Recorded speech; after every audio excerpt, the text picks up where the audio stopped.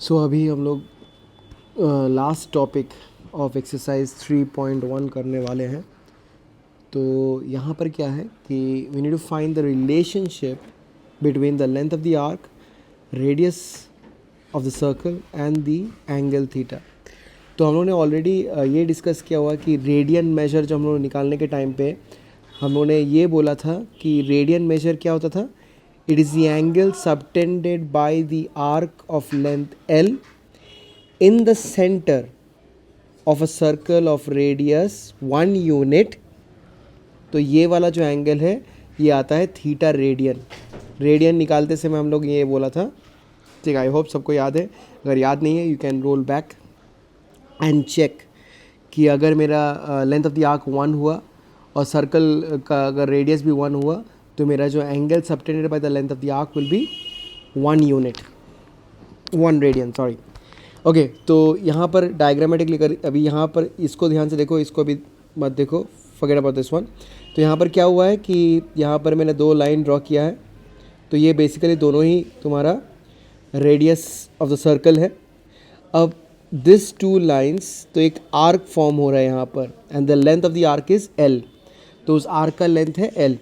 तो बेसिकली क्या हो रहा है कि ये जो आर्क है इसने एक एंगल सबटेंड किया है at the centre of the circle and that angle is nothing but theta, ठीक है। अब अगर मैं एक काम करता हूँ तो ये जो एंगल फॉर्म किया है, तो यहाँ पर अगर देखूँगा, अगर मैं ऐसे करके एक परपेंडिकुलर ड्रॉ करता हूँ from this point to this line to the radius, so it's a right angle triangle. यहाँ पर एक राइट एंगल ट्राइंगल फॉर्म हो रहा है। So this is your diagram number 1। अभी डायग्राम नंबर 2 पे आते हैं। तो यहाँ पर क्या हो रहा है, तो यहाँ पर बेसिकली क्या है कि ये जो मेरा एंगल थीटा है, मैंने क्या किया कि एंगल थीटा को थोड़ा सा डिक्रीज़ कर रहा हूँ, मैं एंगल को छोटा कर रहा हूँ। तो पहले अगर ये था तो अभी मेरा ये आ रहा है, एंगल को मैं छोटा कर रहा हूँ। तो एंगल को छोटा करने से क्या हुआ, ये आर और ये भी आर, दोनों आर ही रहेगा, दो both are the radius of the circle. लेकिन यहाँ पर एंगल छोटा करने से मैं क्या देख रहा हूँ, लेंथ ऑफ द आर्क छोटा हुआ और उसके साथ साथ ये जो परपेंडिकुलर हाइट है ये भी छोटा हुआ। यहाँ पर ये परपेंडिकुलर हाइट था, it was so big just because the angle was larger, but यहाँ पर एंगल छोटा होने के कारण मेरा जो हाइट है, परपेंडिकुलर हाइट है, वो भी छोटा हो गया, ठीक है। तो ऐसे छोटा करते करते मैं एक ऐसे पोजीशन में आऊँगा, जैसे कि यहाँ पर नेक्स्ट डायग्राम देखोगे, मैं इतना छोटा कर दिया कि थीटा एंगल को और छोटा कर दिया। सो छोटा करते करते इतना छोटा हो जाएगा कि दिस h और ये l को मैं डिफ्रेंशिएट ही नहीं कर पाऊँगा। तो बेसिकली h और जो l है वो लोग ओवरलैप कर जाएगा। उसका मतलब क्या है कि अगर मैं थीटा को 0 के तरफ लेके जाऊँगा, 0 डिग्री की तरफ लेके जाऊँगा, तो मेरा h का जो वैल्यू है वो l के तरफ जाएगा, ठीक है। तो h और बेसिकली जितना मेरा थीटा जो है वो 0 के नज़दीक जाएगा, h का वैल्यू और l का वैल्यू दोनों इक्वल हो जाएगा, मतलब दोनों ओवरलैप करेगा। सो इसी नाउ अगेन जो राइट एंगल ट्रायंगल के बारे में हम लोग सोचा था, तो नाउ इसको अगर मैं बड़े से राइट एंगल ट्रायंगल में देखता हूँ तो again you can see the base is r, उसका हाइपोटेन्यूज भी r होगा और उसका जो परपेंडिकुलर है, ये जो परपेंडिकुलर है ये बन जाएगा तुम्हारा L, because the slant height is almost equal to the height of the triangle, ठीक है।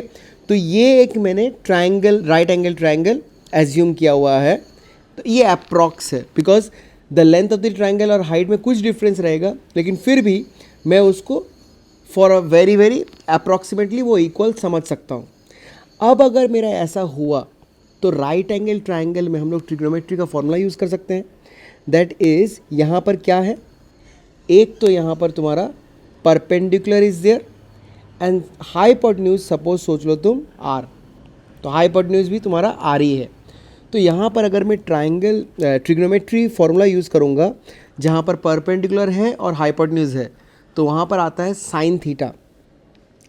तो आई कैन राइट, ऊपर लिखते हैं sine theta is equal to perpendicular L by R, perpendicular by hypotenuse, we are very well aware of this thing, एक right angle triangle में sine theta होता है परपेंडिकुलर बाय हाइपोटेन्यूज, तो perpendicular यहाँ पर एल है और हाइपोटेन्यूज मेरा आर है, so sine theta is equal to L by R हो गया।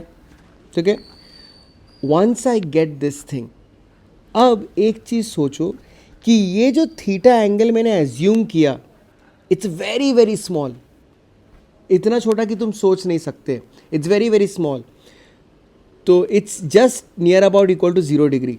ठीक है, तो always remember this thing, when theta is very small, जब थीटा बहुत छोटा होता है तो sine theta basically equal to theta होता है। Okay, when theta is very very small, infinitesimally small, sine theta is equivalent to theta. तो इसी फॉर्मूला में हम लोग क्या कर सकते हैं, साइन थीटा की जगह पे थीटा लिख सकते हैं and theta is equal to L by R हो जाएगा। Therefore L is equal to R theta.